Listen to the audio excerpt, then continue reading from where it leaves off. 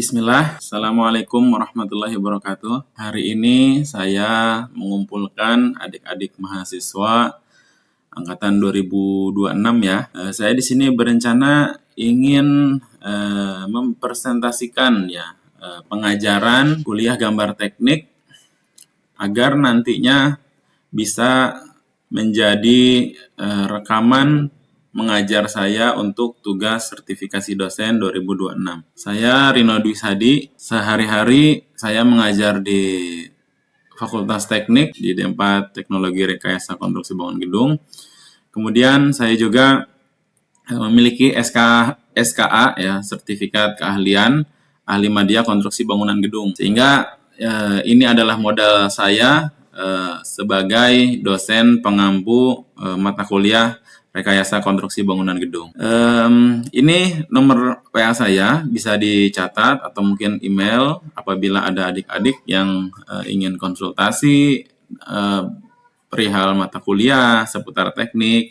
Saya akan siap untuk melayani. Ini adalah CPL Prodi yang dibebankan pada mata kuliah. Ada CPL 5, mampu melaksanakan kinerja mandiri bermutu terukur dalam pekerjaan konstruksi gedung sesuai standar kompetisinya. Kemudian CPL 7, mampu menghasilkan dokumen teknis konstruksi bangunan gedung.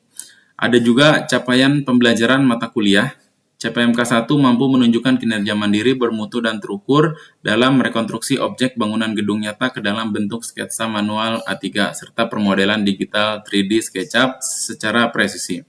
Kemudian CPMK 2 mampu menghasilkan dokumen teknis konstruksi bangunan gedung yang terukur dan dapat dipertanggungjawabkan melalui eksplorasi desain menggunakan AI dan SketchUp hingga penyusunan detail engineering design 2 dimensi AutoCAD dan pameran karya berupa poster.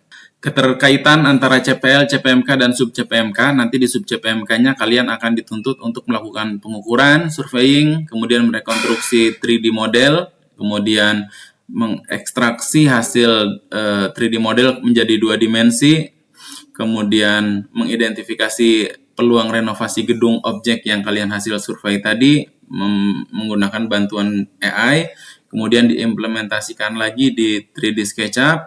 Kemudian yang terakhir adalah tugas besarnya, kalian harus membuat desain konsep 3D SketchUp ya dari nol hingga mampu menyusun dokumen DED full menggunakan AutoCAD 2 dimensi. Pustaka yang saya gunakan, pada dasarnya pustaka yang digunakan yang utama adalah kaidah gambar teknik yang dibukukan ya.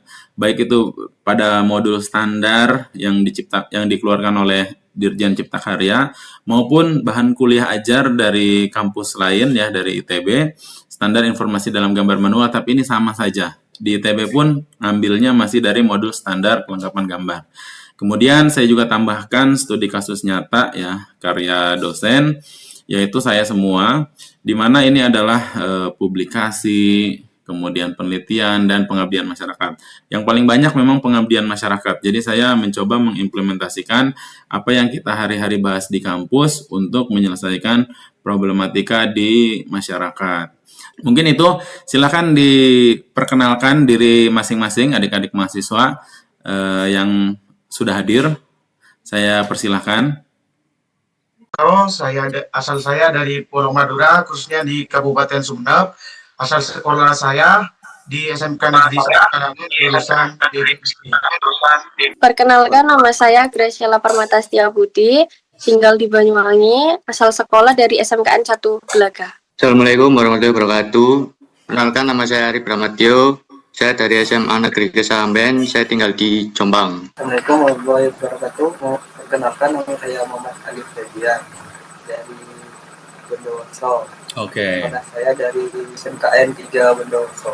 Sebelumnya, Assalamualaikum warahmatullahi wabarakatuh. Waalaikumsalam. Perkenalkan, nama saya Muhammad Fahmi Awabim, bisa dipanggil Fahmi.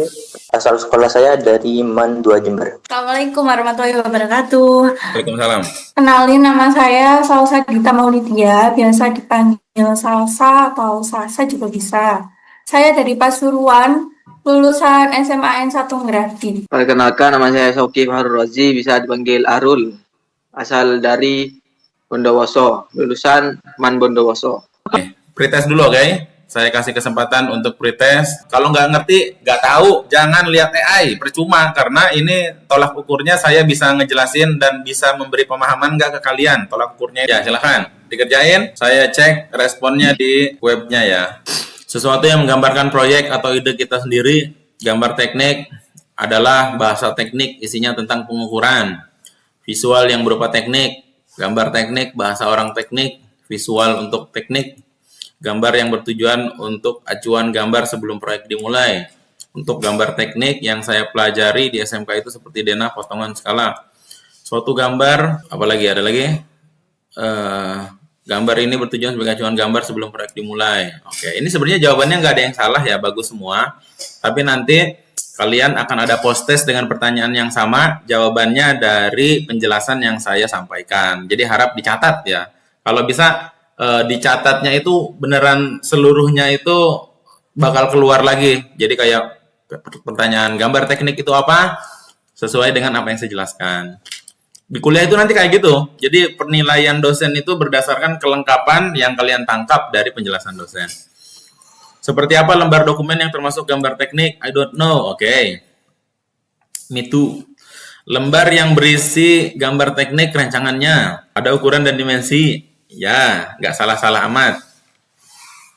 1 lembar. Kalau 10 lembar berarti bukan gamtek dong. Cuma 1 lembar doang. Keahlian apa saja yang dikuasai seseorang sehingga dianggap mahir dan siap menerima jasa gambar. Oke. Menguasai software, paham model, dasar menggambar teknik, sketsa, paham bahan yang digunakan, kepresisian, gambarnya. Tiba-tiba AutoCAD, SketchUp, Excel. Bisa gambar, baca proyeksi. Nggak salah, tapi juga nggak benar. Jasa apa aja yang ditawarkan? Daftar, drafting. Oke, kita mulai ya. Ini sebagian benar, sebagian salah. Ini bahasannya tentang gambar teknik semester 1. Nanti sekalian juga saya jelasin, nanti tugas besar kalian kayak apa sih? Kalau ditanya, apa itu gambar teknik ya? Mungkin gambar teknik semua jawabannya benar ya. Gambar teknik memiliki alat pembuat gambar, memiliki standar global acuan, itu semuanya benar. Tapi terlalu sulit. Akhirnya nanti kalian nggak akan ingat-ingat. Jawaban yang paling tepatnya adalah ini. Bahasa teknik adalah bahasa visual teknik. Atau secara singkat ya, bahasanya orang teknik. Lebih indah dari 1000 bahasa. Tuh, jadi tidak bisa dianggap orang teknik kalau tidak menguasai bahasanya orang teknik. Terus gimana Pak kalau ada orang nggak bisa baca gambar? Ya bukan orang teknik, berarti meskipun dia kuliah teknik. Wong bahasanya nggak ngerti, penjelasannya apa itu gambar teknik ya, ini bahasa yang lebih detail. Alat komunikasi visual berupa bahasa standar digunakan oleh insinyur, desainer, teknisi ya, disampaikan secara informatif, presisi, akurat, dan tidak menimbulkan ambigu. Ini penjelasan yang lengkap. Pertanyaan nomor 2, apa yang dimaksud dengan lembar dokumen teknis ya? Dokumen dianggap dokumen gambar teknik ya apabila memenuhi kaidah sebagai berikut. Pertama ya, dalam suatu dokumen itu isinya ada kertas. Kertasnya boleh A1, A2, A3, A4, A5 boleh. Tapi dalam satu lembar kertas tersebut ya ada garis tepinya. Kemudian dari garis tepi tersebut ya dia memiliki etiket atau blok gambar. Biasanya isi dari etiket itu ada judulnya, identitas penggambar, identitas instansi, kemudian disahkan oleh siapa, ya itu nama-nama etiket. Etiket itu macam-macam ya bentuknya, ada yang di pojok kiri bawah, pojok kanan, di kiri, itu bebas saja. Tergantung standar dari penyedia gambar tersebut. Blok revisi, ya blok revisi itu untuk riwayat. Jadi ini revisian keberapa, ini contohnya kayak gini nih. Ini contoh aja. Ini yang disebut etiket itu yang bawah ini. Jadi ada logonya, ada alamat, ada identitas yang ngegambar, ada judul gambar. Kemudian, nah blok revisi ini hanya tambahan. Blok revisi ini hanya menandai kalau ini apakah gambar awal, apakah gambar hasil revisi gitu. Kemudian ada halaman, ada kode gambar. Itu disebut etiket. Kemudian tadi yang saya udah jelasin ada garis tepi. Kemudian selanjutnya ada ini area gambar utama, yang ini nih, area gambar utama atau drawing area. Drawing area itu ya, yang nantinya bakal diisi gambar, boleh gambar tampak, gambar denah, gambar potongan. Itu seluruhnya gambar-gambar ada di area gambar utama. Gitu. Kemudian dilengkapi dengan, nah ini poin dari gambar teknis, dilengkapi dengan ukuran. Kalau nggak ada ukuran, bukan gambar teknis.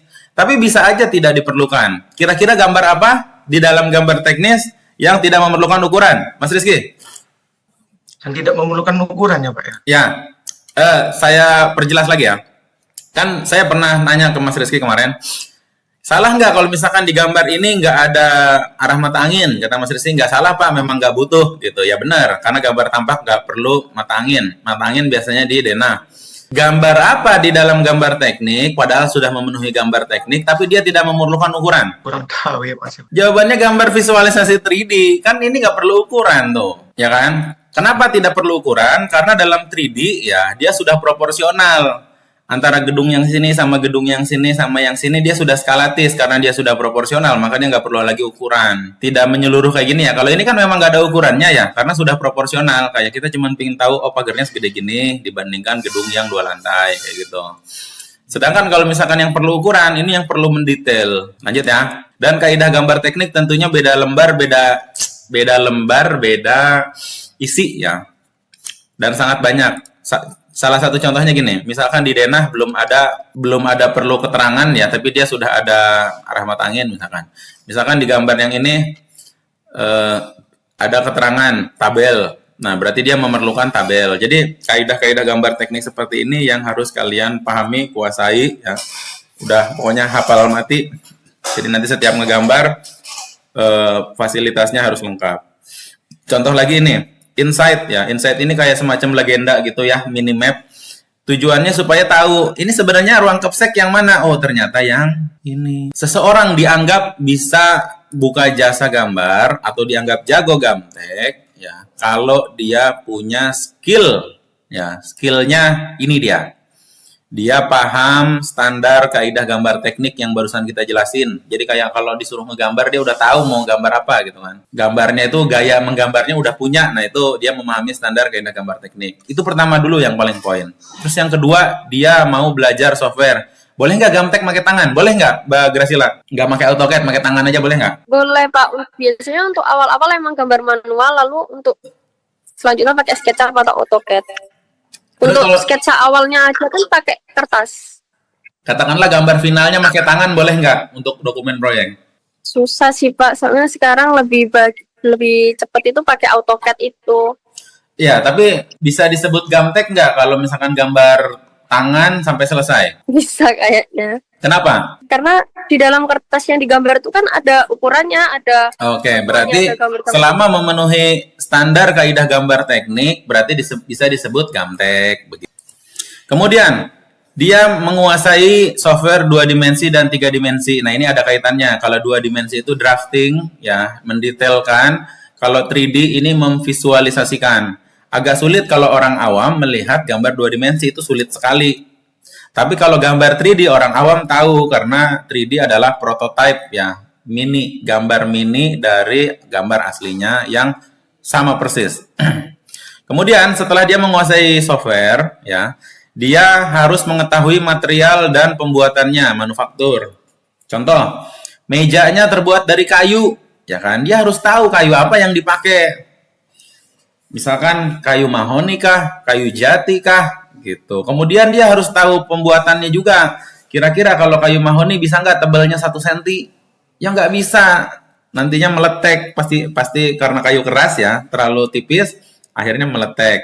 Kalau pengen tipis banget ya pakai multiplex, pakai triplex gitu, yang tebalnya cuma 0,9 mili ya, 9 mili sorry. Jadi kalau cuma pengen tipis-tipis ya pakai triplex. Nah itu fungsi dari pengetahuan material dan manufaktur atau pembuatan. Setelah bisa menggambar, mereka harus bisa survei dan analisa objek. Gitu. Contoh, saya jelaskan pakai contoh sekolah tadi ya. Sekolahnya seperti ini, pingin direnov. Ketika digambar ulang, ya, ini namanya dianalisa. Ya, dianalisa dulu gambarnya. Oh, ada ruang ini, ruang ini, ruang ini. Tapi permasalahannya ketika dilihat, ya disurvei, ini ada yang salah. Masa musolanya di belakang? Masa toiletnya rusak kayak gini, terus gimana akses menuju musolanya? Ternyata melipir lewat samping-samping kayak gini. Karena kesulitan, makanya kita harus redesign, kita desain ulang. Nah, jadilah seperti ini. Akhirnya dari jalan masuk kita kasih dia gapura karena sebelumnya nggak ada gapura ya. Kemudian ruang kapsek tetap, kemudian lapangan kita bagusin, lapangan dibagusin. Kemudian ini jalan kita bongkar kayak gini. Nah, tadinya ada kelas panjang banget kelasnya, tapi sebagian besar kelas ini ya itu dihilangkan untuk jalan akses. Akhirnya muncullah jalan akses seperti ini yang menuju belakang. Musolanya juga kita hancurkan. Musola kita pindahkan ke atas. Jadi nanti di atasnya ini ada musola, kemudian ada ruang-ruang baru. Kemudian yang sebelumnya nggak ada area parkir, kita kasih area parkir di belakang dan toilet. Gitu. Jadi inilah yang disebut desain dan inilah yang disebut analisa. Oke. Coba dari penjelasan saya tersebut ya, tolong jelaskan ke saya yang berani, wes. Yang apa bedanya analisa dan desain? Yes, please. Analisa kayaknya melihat itu Pak, kayak evaluasinya yang harus dievaluasi. Oke. Untuk desain ya kayak lebih ke kesimpulan desainnya itu Pak. Oke, bagus. Hampir benar. Coba, Mbak Salsa, let's go. Kalau menurut saya, analisa itu lebih ke memahami apa sih masalahnya dari bangunan itu. Tapi kalau desain kita menentukan kembali bagaimana solusinya, terus kita menentukan juga bagaimana bangunan yang baru agar masalah yang ada di desain yang awal itu bisa terselesaikan gitu. Analisa ini tahap awal untuk mendesain. Misal ya, Mbak Salsa saya suruh tolong analisa sekolah SD ini. Maka Mbak Salsa cukup melakukan pengamatan. Oh, di ruang kelasnya ternyata kursinya jelek-jelek, kursinya jumlahnya 20. Ternyata ruang kelasnya sempit, bau, kotor. Nah, itu analisa. Yang dilakukan adalah pengamatan. Kemudian, bedanya sama desain, barangnya belum ada, sekolahnya belum ada nih. Sehingga Mbak Salsa ketika saya suruh, tolong desainkan bangunan kelas ini, kelas SD tersebut. Karena barangnya belum ada, jadi udah nggak bisa mengamati, bisanya menghayalkan. Hayalan ya itu muncul dari hasil analisa. Mungkin nggak Mbak Salsa saya suruh bikin kujang, senjatanya orang Banten, orang Sunda. Tahu kujang? Kurang tahu. Nah itu karena belum pernah menganalisa maka nggak akan pernah bisa mendesain. Dengar aja baru. Kalau misalkan pengen tahu kujang ya di depan rumah saya ada, jadi handle pintu ya. Tapi intinya itu senjatanya orang Banten ya.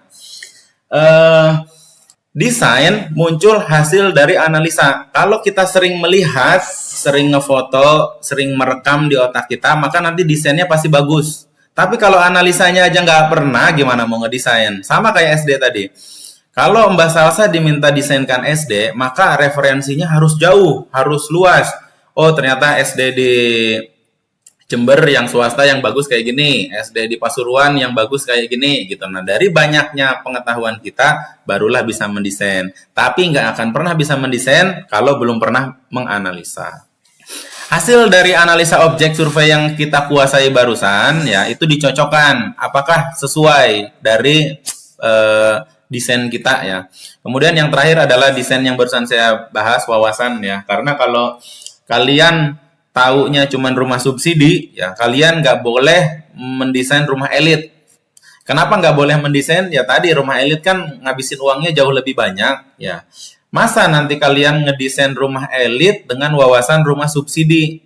Ya itu berarti mempertaruhkan uang orang. Jadi tidak boleh sama sekali. Dan sebaliknya, kalau pernah mendesain rumah elit, insya Allah bisa mendesain rumah subsidi gitu. Karena wawasan yang komprehensif gitu, meliputi solusi desain, fungsional, ergonomis, aman, efisien, biaya berdasarkan referensi rekayasa. Kemudian kapan dia layak untuk membuka jasa? Oke. Seseorang ya, itu punya proses melakukan jasa gambar ya, ketika dia bisa memahami alur-alur langkah kerja ini. Langkah pertama ya, dia harus bisa mensketsa. Tapi sketsa adalah obrolan pertama biasanya sama owner. Misal ya Mas Rizky punya klien pertama kali ya, kliennya misalkan dosen ya. Kamu harus bisa membuka obrolan dengan sketsa. Halo Pak, saya Rizky. Saya mahasiswa yang buka jasa desain. Bapak kerjanya apa? Dosen. Oke. Rumahnya kayak gimana? Inginnya, oh saya ingin rumahnya 2 lantai, industrial. Nah, langsung di-sketch, set, gitu. Kayak gini Pak. Oh bukan, saya pingin yang jendelanya bulat. Dari hasil wawancara tersebut, langsunglah sketsanya diperbaiki. Itu tahap sketsa. Pertanyaannya, siap ditunjuk lagi. Gimana caranya? Ya, maba TRKBG, ya, yang dari MAN, dari SMA, ya, yang belum pernah ngegambar sama sekali, untuk bisa mahir sketsa. Caranya gimana kira-kira? Caranya ya cari literasi, Pak. Cocok. Dilengkapi tolong Mas Ari. Cuma sedikit belajar menggambar, Pak. Oke, sip ya. Dari sekarang ya kalian lihat-lihat referensi keliling-keliling ya. Nanti tugas besarnya, nah ini poinnya nih. Tugas besar untuk Gamtek itu kalian bikin rumah, tapi rumahnya desainnya unik, 2 lantai. Melengkapi desainnya itu lengkap dari gambar awal sampai gambar akhir ya. Tapi saya nggak bakal mau desain yang biasa aja. Harus yang laku dijual. Jadi nanti hasil karya kalian dikumpulin ya bisa dijadiin katalog. Nanti kalau ada orang yang misalkan bapaknya Mas Ari mau bikin rumah atau saudaranya Mas Ari bikin rumah, nanti Mas Ari tinggal kumpulin gambar karya teman-teman ya dijadiin satu dokumen, mau kayak gimana nih rumahnya gitu. Tinggal lihat yang ini wes. Oke, nanti kita tinggal modif dikit-dikit, jadilah kita wirausaha gambar teknis. Hasil dari sketsa ya, hasil dari gambaran obrolan dengan owner, kita lanjut cocokkan dengan hasil survei di lapangan. Sketsa kita itu pinginnya rumahnya full kaca, kacanya itu lebar-lebar. Ternyata rumahnya ya di pengukuran di komplek tersebut madepnya ke arah barat, mataharinya nyorot banget gitu. Sehingga sketsa kita harus dibenahi. Kita harus tambahkan pelindung matahari supaya kalau ada matahari yang bersinarnya terlalu kuat, kita harus lindungi kaca kita biar nggak kepanasan gitu. Itu fungsi dari pengukuran. Dicocokkan antara rencana awal sama kondisi realistisnya. Kemudian yang ketiga, 3D model ini adalah gambaran yang akan dilaksanakan atau ketika owner keluar duit, dia bakal nerima apa, itu diwakilkan oleh gambar 3D model. Step berikutnya setelah 3D model fix adalah penggambaran drafting ya, 2 dimensi atau anotasi. Ini gambarnya harus sudah fix, nggak boleh berubah-berubah lagi karena nyapein. Karena cuma 2 dimensi ya, 2 dimensi adalah gambaran dari 3D. Output dari 2 dimensi adalah hasil dari 3D. Kalau 3D-nya berubah, maka 2 dimensinya berubah. Contoh, udah digambar 2 dimensi secara detail ya, tiba-tiba ada ide baru. Atapnya jangan kayak gini, atapnya dak beton aja. Ya udah berubah semua wes. Yang tadinya digambar atapnya pelana kayak gini, malah berubah jadi dak beton. Itu nanti bakal nyusahin yang ngegambar. Jadi tahap 4 ini harus tahap yang sudah fix. Kemudian setelah fix ya, di print. Kemudian di print hasilnya dikomunikasikan sama mandor, tukang, kontraktor, pengawas, konsultan ya. Ini harus menyetujui, nggak boleh ada lagi kesalahan ketika mau konstruksi dan eksekusi. Karena salah sedikit, semuanya jadi salah. Kekomplekskan ini tuh harus dikuasai sama orang yang menganggap dirinya sudah paham gambar teknik. Kalau sampai hal ini aja masih ragu, maka dia tidak bisa membuka jasa gambar teknik. Kalau kalian bangunannya belum ada, ya itu namanya detail engineering design. Namanya gambar halu. Gambar halu ini tujuannya paling tidak ya rencananya udah benar apa belum gitu. Ketika mau dilaksanain biasanya ada perubahan ide, gambar kerja itu perubahan. Jadi perubahan-perubahan yang tadinya mau bulat jadi kotak, kotak jadi opal, nah semuanya itu akan berubah dan digambar ulang. Total dari keseluruhan gambar soft drawing sampai rumahnya jadi adalah as-built drawing. Biasanya as-built drawing ini kepake nanti untuk di perizinan-perizinan berikutnya atau nanti ketika simulasi ya. Misalkan apakah bangunan ini aman? Coba lihat as-built drawingnya. Apa saja jasa yang ditawarkan ya oleh orang yang menguasai gambar teknik. Kemudian permodelan 3D. Ya, permodelan 3D ini biasanya untuk perencanaan desain ya. Sedangkan kalau drafting ya yang gambar kerja 2 dimensi hanya gambar ulang biasanya. Jadi objeknya sudah ada, kita gambar ulang. Kemudian dokumen gambar teknis lengkap. Dokumen gambar teknis lengkap ini full gambar biasanya untuk proyek serius. Contoh nih, Mbak Grisela ya, orang tuanya lagi bikin kos-kosan. Karena gambar teknis lengkap ini harus mulai dari fondasinya apa, strukturnya seperti apa, arsitekturalnya seperti apa, mechanical, electrical, plumbingnya seperti apa, 3D-nya gimana, budgetnya berapa, jadwal kerjanya selama apa, itu teknis lengkap dan nilai duitnya itu sangat besar. Besarnya berapa? Sekitar 3-5% dari nilai fisiknya. Kalau nilai fisiknya 1 miliar, ya biasanya bangunan sederhana ya, 2 lantai agak bagusan dikit, nyampe 1 miliar. Kalau 5%-nya aja berarti 50 juta buat yang ngegambar. Itu yang bisa saya sampaikan ya. Terima kasih. Kalian siapkan pertanyaan, bahan kita diskusi seputar teknis. Dipersilahkan. Ayo.